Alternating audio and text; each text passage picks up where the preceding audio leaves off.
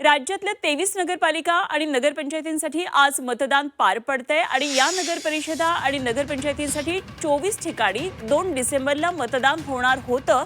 मात्र न्यायालयीन प्रकरणांमुळे इथल्या निवडणुका स्थगित झाल्या. या स्थगित झालेल्या निवडणुकीसाठी आज आता मतदान पार पडतंय आणि मतदान झाल्यानंतर राज्यभरातल्या एकंदरीतच 246 नगरपरिषदा आणि 42 नगरपंचायतींसाठी उद्या मतमोजणी होणार आहे. त्यामुळे उद्याचा निकालाचा दिवस असणार आहे. त्यामुळे संपूर्ण राज्याचं लक्ष उद्या या निकालाकडे असणार आहे. जरी नगरपंचायत नगरपरिषदांच्या निवडणुका असल्या तरी देखील पुढे होणारे 29 महापालिका निवडणुकीच्या आधी हा निकाल लागत असल्यामुळे निश्चितच राजकीय वर्तुळाचं या निकालांवर लक्ष असेल.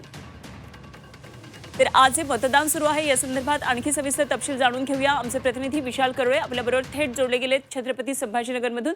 विशाल, तुझ्या मागे मोठ्या लांबच्या लांब रांगा दिसतात. खरं तर राज्यात थंडीचा कडाका आहे, मात्र मतदारांमध्ये उत्साह दिसतोय. काय नेमकं सगळं वातावरण आहे?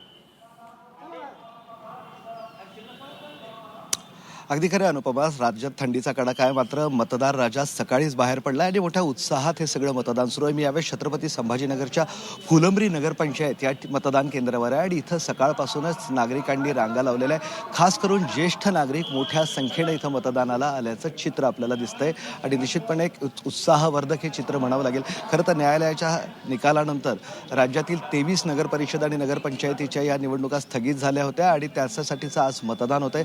राज्यभरात अगदी शांततेत मतदान सध्या पार पडतंय. गेल्या मतदानावेळी थोडा गोंधळ काही ठिकाणी झाला होता. आपण बघितलं, सांगलीमध्ये 2 गट आमनेसामने आले होते, त्याचबरोबर बीडमध्येही गोंधळ झाला होता. त्यामुळं आज पोलिसांचा मोठा फौजफाटा इथं तैनात आहे. अगदी मतदानासाठी जी लोक येत आहे किंवा काय प्रतिनिधी येत आहेत त्यांची सुद्धा विचारपूस पोलीस करत आहे आणि त्यानंतरच मतदान केंद्रात सोडत असल्याचं चित्र आहे.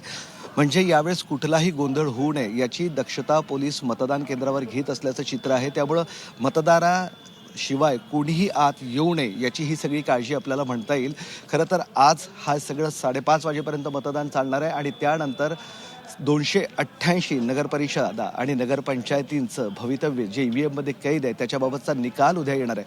अनुपमा, जसं तुम्ही म्हणाल्यात, महापालिकेच्या दृष्टीनं या मतदाराचा निकाल फार महत्त्वाचा आहे. आपण बघितले, ज्यावेळेस निवडणुकांचा प्रचार सुरू होता त्यावेळेस महायुतीत सुद्धा शिवसेना आणि भाजपनं एकमेकांवर कुरघोडी केली, एकमेकांवर टीका केली आणि कुठंतरी त्याचा फटका बसू नये म्हणून महानगरपालिकांच्या निवडणुकांमध्ये आता युतीत लढण्याचं ठरवलेलं आहे. मात्र उद्याचा निकाल याला खऱ्या अर्थानं दिशा दर्शवणारा ठरवणार आहे.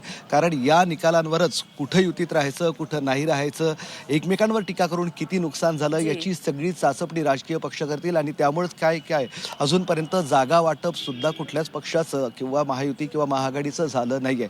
त्यामुळे उद्याचा निकाल महत्त्वाचा आहे. तुर्तास मतदानाला सकाळपासूनच उत्साहात सुरुवात झालेली आहे आणि 5:30 वाजेपर्यंत हे मतदान सुरू राहील. अगदी जरूर या सर्व घडामोडींवर लक्ष ठेवून राहा विशाल. वेळोवेळी चर्चा करूया, आणखी माहिती जाणून घेत राहू. तुर्तास धन्यवाद. विशाल करोळे आमचे प्रतिनिधी आपल्या बरोबर होते.